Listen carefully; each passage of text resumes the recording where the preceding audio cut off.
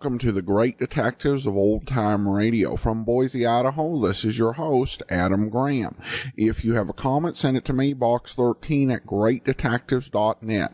Follow us on Twitter at Radio Detectives and become one of our friends on Facebook, facebook.com/Radio Detectives. Welcome to our listener support campaign. We do these twice a year to help cover the cost and the time that goes into bringing these programs to you. And also so that we can bring you more of these great shows. The format of our program has made it difficult for us to find advertisers. Indeed, after about our first quarter in 2009, we went a long while with very little regular advertising, though there has started to be some recovery, and we have had some sponsored shows. We had one in May, one in July, and we'll have one later on in September. However, in the meanwhile, that leaves a lot of unsponsored programs, and so we really appreciate everyone who has given to support the show in the past. Now, throughout the listener support campaign, we will shift our focus from day to day from the Patreon campaign to one-time donations, even though we'll acknowledge both. I don't want to talk about both in depth as not to overload or overwhelm the program. Today we'll focus on our Patreon program, and I promise the intro won't run quite this long every single day. Just a little longer on the introductory day. Our Patreon supporters really do help out the show a lot. Back before we did Patreon, we just did straight listener support. So we would have months on end between campaigns when there was no funds, coming in at all. There were still bills coming in, but no funds to pay them. And really, our support of our Patreon listeners, it provides a great deal of stability to the program and regularity. And you can pledge as little as $2 a month at patreon.greatdetectives.net. Currently, we have Patreon supporters total of 86, pledging $534.30. It would be great to hit 100 by the end of this support campaign. And as we grow in our pledges, we achieve certain goals, we will make some changes. When we hit $600, that will ensure that next summer we will have a full summer series old time radio program that will be chosen by our Patreon supporters. If you listened at all to the amazing world of radio, which you can check out at amazing.greatdetectives.net, that variety format was actually voted on by our Patreon supporters. And we did this short 6-episode series just to reward people for their support, even though we didn't quite get to the whole $600 level. But if we do hit that level, we'll have a full 9 to 14 week series, and those who are Patreon listeners will get to help pick what series we'll do next summer. And then at the $800 level, we will upgrade our servers, which is really something that is necessary because we continue to get new listeners and an ever-increasing number of downloads. However, it's another increase in expense, but we can do that with ongoing support from our Patreon supporters. So just go to patreon.greatdetectives.net. We'll talk a little bit more about some of the benefits after the program, but now it's time to get into Michael Shayne and the case of the high-priced twins.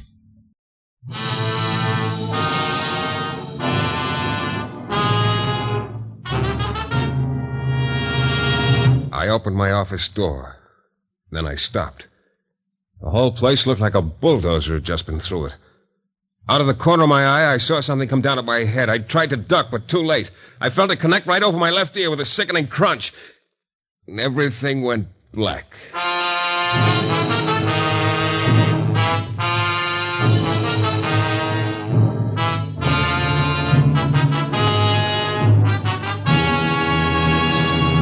The New Adventures of Michael Shayne, Private Detective, starring Jeff Chandler.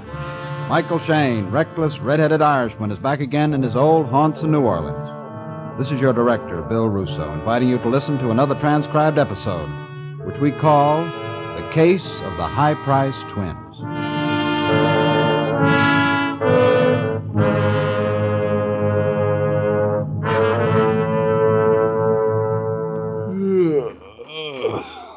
$10. No, if they don't get here pretty soon. Come in. Mr. Shayne? Yeah, you must be Arthur Jeffrey. That is correct. And this is Linda Oldham. Linda, my dear, Michael Shayne. Hello. And how do you do, Mr. Shayne? It was so good of you to wait here at your office for us. Just about giving you up. Oh, I'm sorry we're late. My train was delayed. Mm-hmm. Well, Jeffrey, you didn't say very much over the phone about why you two wanted to see me. Well, to be brief, I have been managing the estate of Linda's uncle, Charles Oldham. Mm-hmm. Last week, Mr. Oldham passed away, heart attack. Oh? It was very sudden. Linda is his only living relative. She came down here to New Orleans as soon as she could. You just arrived tonight, Miss Oldham? Yes, Mr. Shayne. I've been away for quite a few years. Yes, as a matter of fact, I had never had the pleasure of meeting Linda until tonight. Well, look, this is all very nice, but where do I fit in?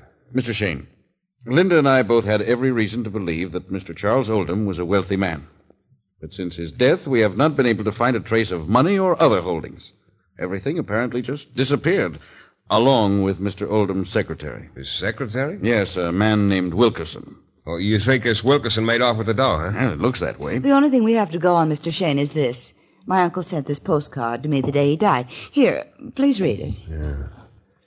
Dear Linda, my fortune centers around the Bronick twins. Bronick twins? I don't get it.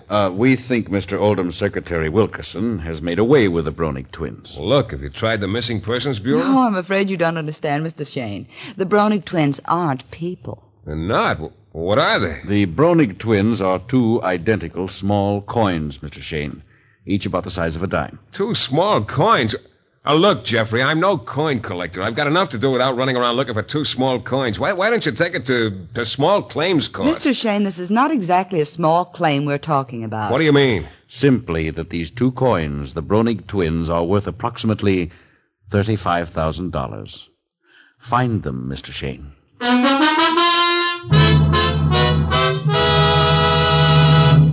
In a moment, we'll return to the new adventures of Michael Shayne and the case of the high-priced twins.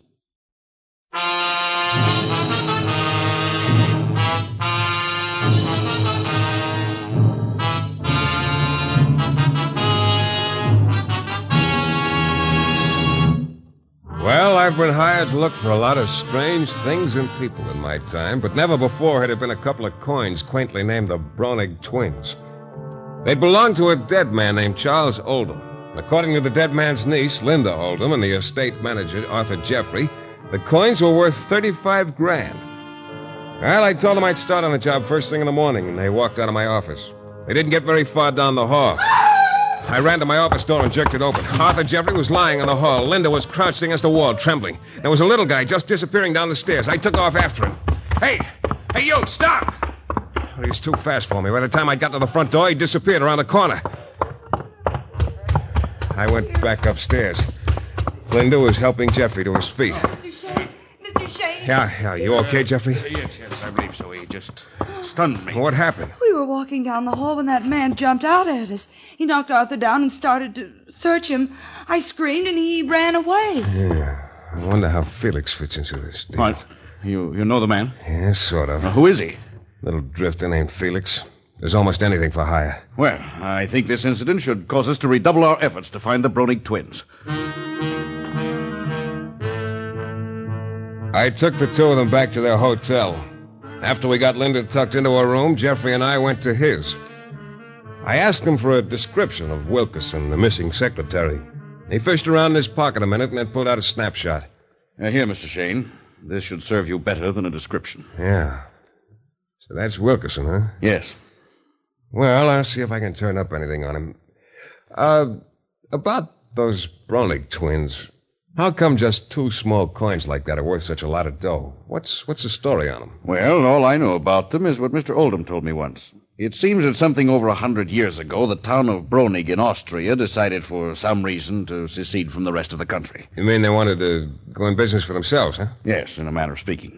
At any rate, they set up their own government and started stamping out coins. But almost immediately, Austrian troops moved in and took over. And these 2 coins are all that are left? Yes, the Bronig twins are the only 2 of their kind in existence, which, of course, accounts for their value. Mr. Oldham showed them to me once. He used to keep them in a leather case. Yeah. Just one more thing. Yes? You say you'd never met Linda Oldham before tonight, huh? Why, no. She left her uncle's home long before I went to work for him. Why, Mr. Shayne? Ooh, no reason. I'll call you as soon as I find out anything.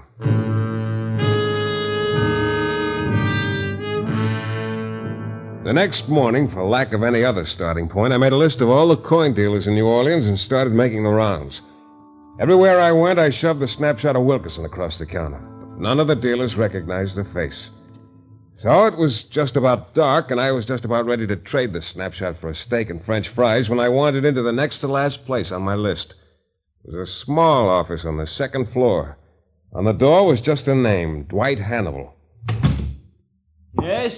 What can I do for you? You, Mr. Hannibal, the coin dealer? Yes, Dwight Hannibal, numismatist. Yeah. I don't suppose you've ever heard of the Bronig twins. What? What's that? The Bronig twins. Does that ring a bell with you, Hannibal? What do you know about the Bronig twins, Mr. Shayne. Shayne. Long as I started out asking the questions, let's keep it that way. Now, what about the Bronig twins?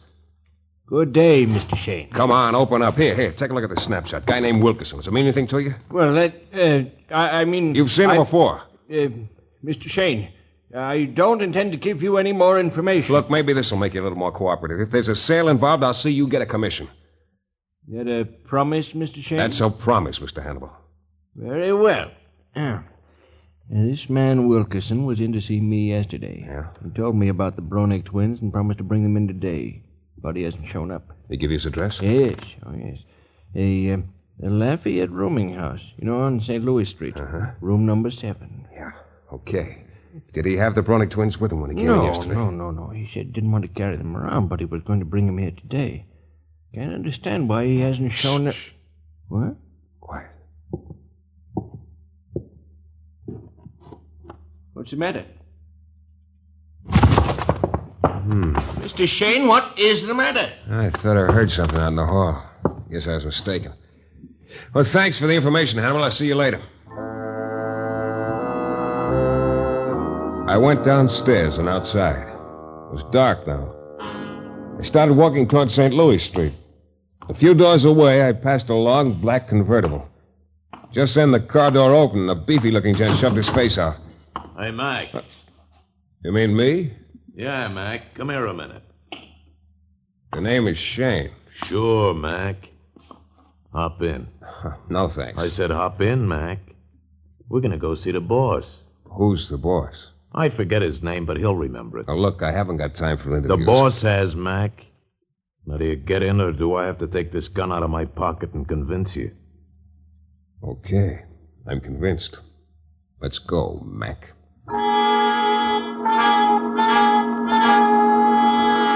20 minutes later, I was ushered into a very swank apartment. Sitting in the living room was a guy whose face looked vaguely familiar to me. A very smooth-looking article in his middle 40s. Okay, Freddie. Leave him here. Yeah. Be in the other room if you need me, boss. All right, would you mind telling me what this is all about, Mr. Lombard. Lombard? Yeah, I thought I'd seen your face before. A little gambling and assorted similar enterprises, isn't it? I like your way of putting things, Shayne. Assorted enterprises. Yes, I like that. I may have it painted on my door. You do that. Also, maybe you better paint on the door why you wanted to see me. Very simple. I want the Bronig twins, Shayne. The Bronig twins? That gives us something in common, Lombard. I'm looking for them, too. Yes, I know. Sure, your boy Felix has probably kept you informed about my progress. Felix? Yeah, the little drifter you hired to jump Arthur Jeffries last night. Felix? I'm afraid the name escapes me, Shayne. Yeah, I'll bet. Felix escaped me last night, Lombard. Maybe next time he won't be so lucky. Next time you see him, you might tell him that. Why, I doubt I shall be seeing anyone named Felix, but if I should, I'd be glad to deliver your message, Shayne. You can go now. But remember one thing. What's that? When and if you find the Bronick twins, you'll bring them to me. How come you're so hot to get them? Most people collect things, Shane, whether they know it or not. I collect one and onlys. Huh? If there's only one thing of its kind, I've got to have it, whatever it is. That could be an awfully expensive hobby, Lombard. It is, but I can afford it. You see that blonde just leaving when you arrived, Shane? No. Oh, too bad. You missed something. There aren't any others like her. She's unique. I collected her. It's the same with the Bronick twins. They're the only ones of their kind, and I'm going to get them, too. Good luck, Lombard. I'll get them, because you'll bring them to me. Don't make me wait very long. Nice guy, Lombard. I somehow got the idea he meant what he said. I didn't stay to argue the point. I was in a hurry to get over to the Lafayette rooming house on St. Louis Street, where Wilkerson and the Bronick twins were supposed to be. Then, just as I got there, I happened to look across the street. There, standing on the corner, was the little drifter, Felix. But as soon as he saw me looking at him, he darted out of sight. I knew I had no chance of grabbing him. So I went into the rooming house and down the hall to number 7.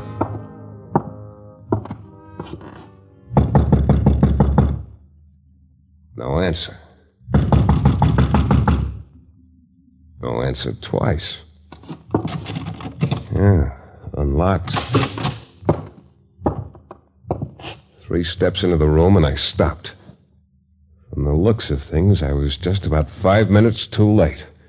The window was open and the breeze was slapping the curtains around. And Wilkerson, the secretary I've been looking for, was lying on the bed. He matched the snapshot all right, and he didn't seem to mind the draft at all. Then dead men seldom do.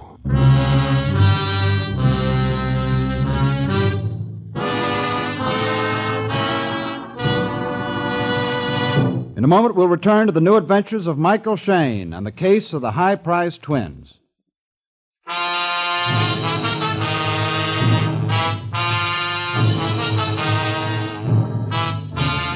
It all started when Arthur Jeffrey and Linda Oldham hired me to look for the Bronick twins, 2 rare coins that had belonged to Linda's late uncle.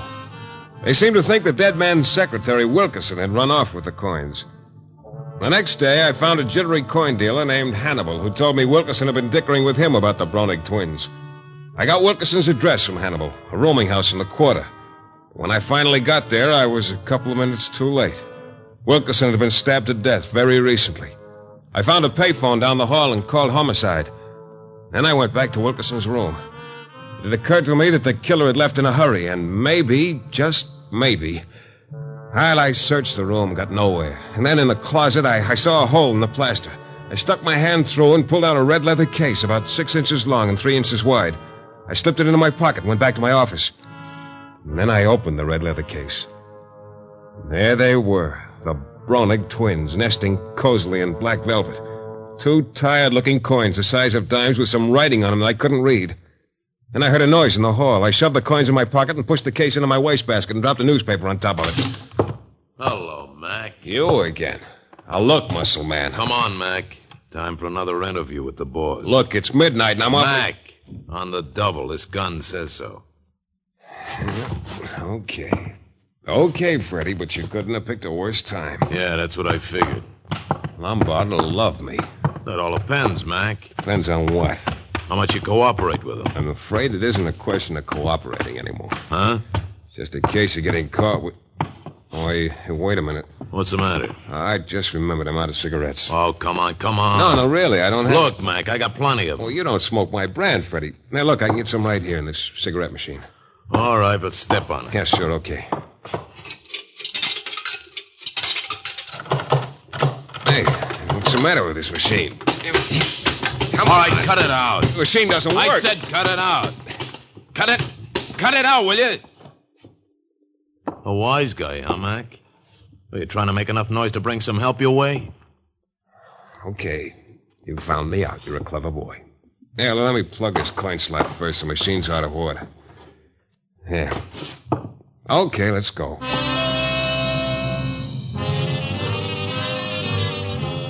You're wasting your time searching me, Lombard. Now, look. You came away from Wilkerson's rooming house with the Bronick twins. Which one of your trained SEALs did that job, Lombard? What job? Killing Wilkerson. Was it Freddie here or was it Felix? I don't know what you're talking about, and who is this guy Felix? Still never heard the name, huh? No. Are you through searching me yet? Yeah. Thanks. Okay. So you don't have the coins on you. Where are they? You see, you just didn't put your hand in the right pocket. Huh? Hey, give me a hand. I'll show you. Let go of my arm. There, this hammerlock ought to keep you between me and Freddie's gun, Lombard. Let go of me, Shane. Just a second, Lombard. Just a second. Okay. I lunged down the hall, around the corner, dove down the stairs, and tore out the front door, collecting a few bruises, but no bullets. And after I hit the street, I figured I was safe, so I slowed down a little and started thinking. I had a strong hunch it all hinged around Felix, the little guy who jumped Jeffrey. The little guy who seemed awfully hard to find all of a sudden. I dropped in at a couple of bars that were favorite hangouts of Felix's. Not tonight, though. There was no sign of him. At one of the dives, I ran across the next best thing. She was sitting at the bar, the girl I'd seen Felix with a lot in the past. I slid into the stool next to her. Hello, Suzette. Who are you? What do you want? I want to talk about Felix. Go away. Where is he? How should I know? I'll take the chance you do. You tell him I'm looking for him. Tell him I'll find him. I don't know what you're talking about. Tell him whoever's hiring him will be wanting Felix's mouth closed for keeps once the job's done. I tell you, I don't know what you're talking Okay, Suzette. Just give him that little message, huh? That is, if you should happen to see him. I went back to my office building and into the lobby. Stopped at the cigarette machine, but after thinking it over a couple of minutes, I went upstairs to my office. I stopped. The whole place looked like a bulldozer had been through it. Out of the corner of my eye, I saw something coming down at my head. I tried to duck, but too late. I felt it connect right over my left ear with a sickening crunch. And everything turned black.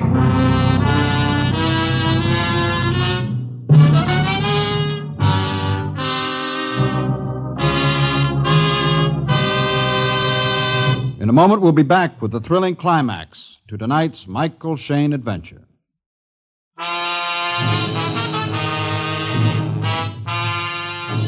Well, there I was on the floor of my office, suffering from a slight case of hit on the head.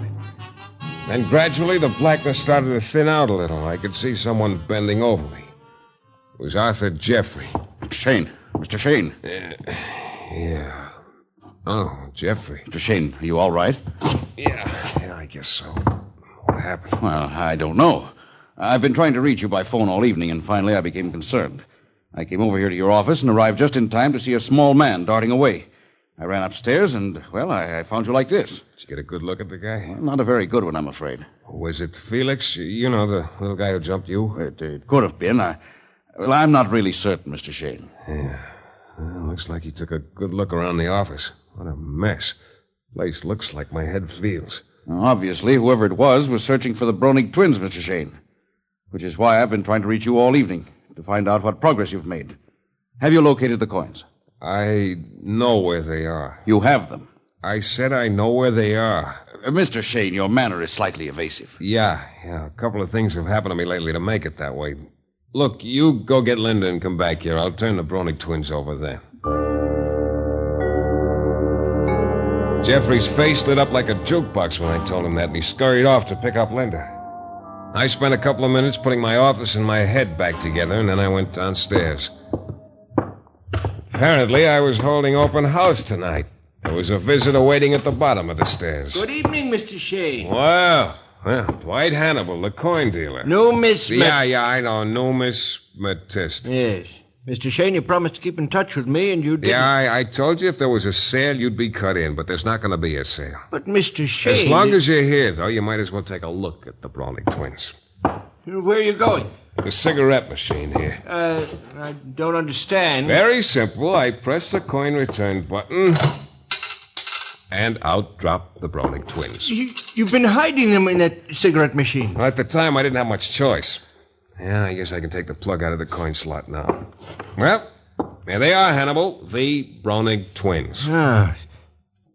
Mr. Shayne, is this your idea of a joke? Joke? What do you mean? These 2 coins are Austrian vinegar, worth nothing. What? Worthless. Don't give me that. It's true, Mr. Who paid you to tell me that? Go hold me, I swear it, Mr. Shayne. The coins are worthless. I think you're telling me the truth. Doesn't make sense. Why? I don't know why, and I don't care. And furthermore, I wish I'd never heard of the Brony twins or of you. Good night, Mr. Shayne.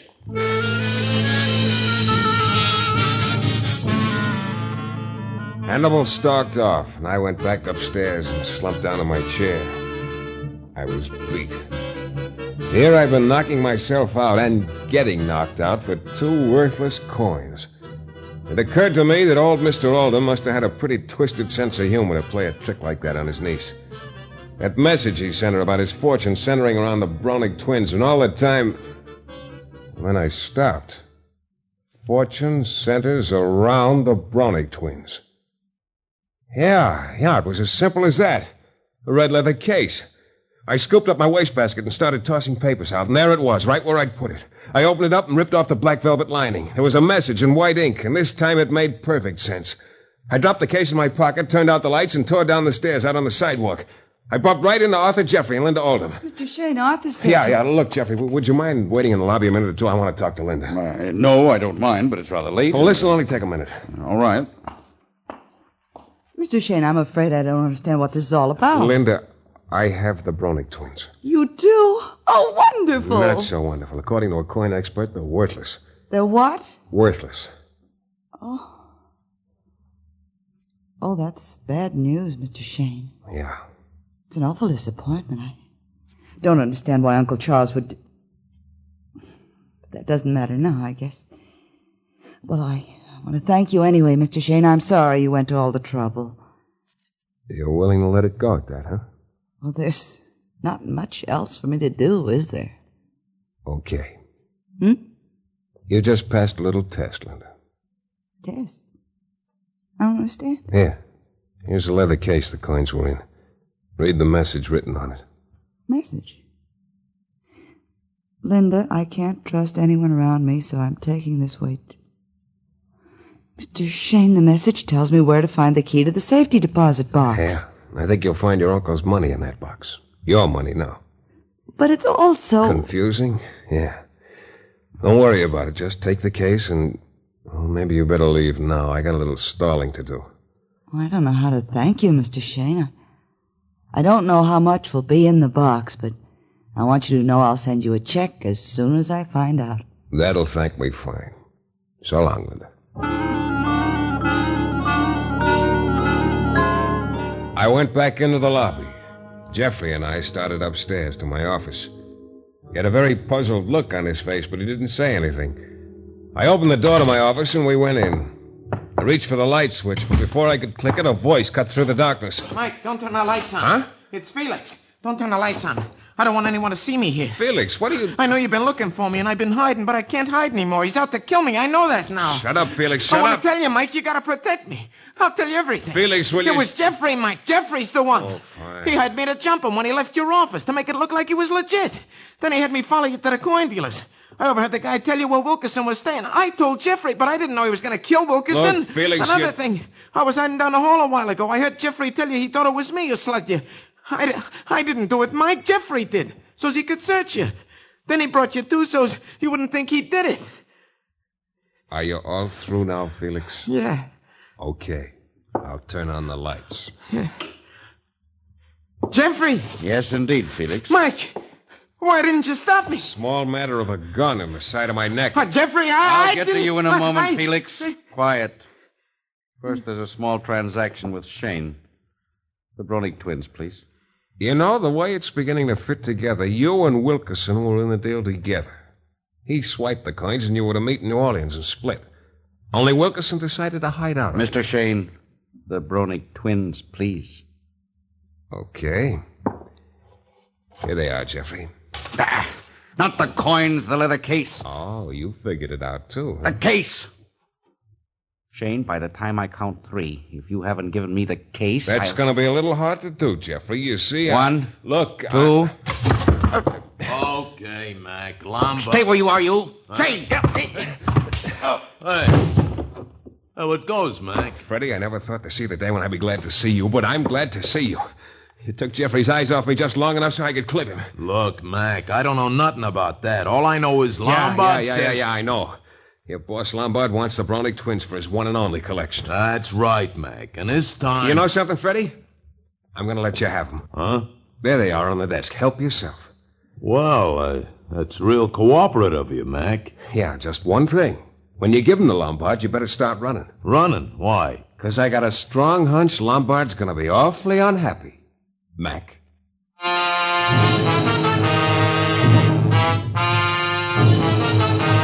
This is your director, Bill Russo, again. Our story is based on characters created by Britt Halliday and is written by Bob Reif. The music is composed and conducted by John Duffy, and Michael Shayne is portrayed by Jeff Chandler. The New Adventures of Michael Shayne is a Don W. Sharp production, transcribed in Hollywood and distributed exclusively by the Broadcasters Guild.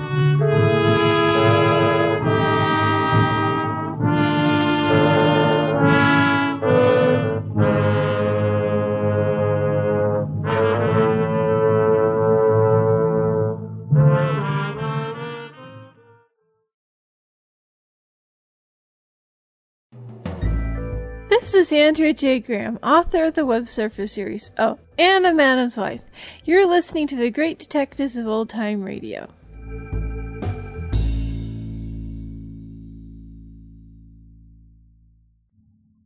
Welcome back. Well, an interesting twist have the case actually be what mattered. And of course, the whole story was a little bit evocative of the setup for the Maltese Falcon, though with a little bit of a different outcome. Now it's time to officially announce the new programs bringing to you on Monday coming next season. And the only new program will be Not Beat. Initially, I thought we would have gotten to this late this season, but the way things turn out, we will actually start Not Beat early next season, and will be with us for more than a year. We've gotten a couple of preview episodes. It's a wonderful program, and I think you're going to enjoy it. Now, a little bit more about our Patreon program. And essentially for Patreon supporters, we have 5 different levels of support. The first is at the $2 level, which is the rookie level. And that's just simply a thank you on the program. At the $4 level is the Shamus level, and you get access to our premium site. And $7.14 is the Detective Sergeant level. $15 a month is our Master Detective level. And that includes the ability to record a bumper, which is played every now and again on the program.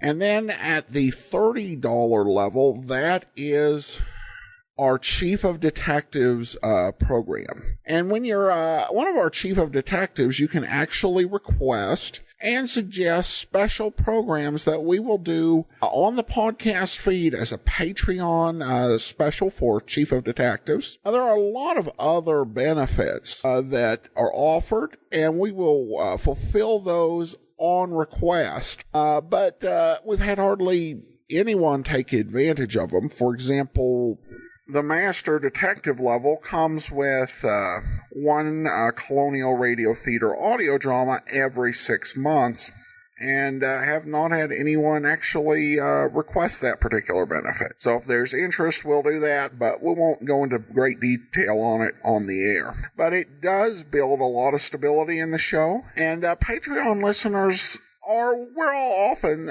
send a lot of questions or opportunities, as well as occasionally a preview of something. For example, Patreon listeners had the opportunity to listen to the first episode of The Amazing World of Radio before it ever aired. So whatever level, we definitely would appreciate that. Patreon.greatdetectives.net. We also do welcome one-time donations, and we'll discuss some of the thank you gifts that come with that tomorrow at support.greatdetectives.net. Coming up tomorrow, be sure and listen to the lineup. And then next Monday, join us back here for Michael Shayne. In the meantime, send your comments to box13@greatdetectives.net. Follow us on Twitter at Radio Detectives and become one of our friends on Facebook, facebook.com/Radio Detectives. From Boise, Idaho, this is your host, Adam Graham, signing off.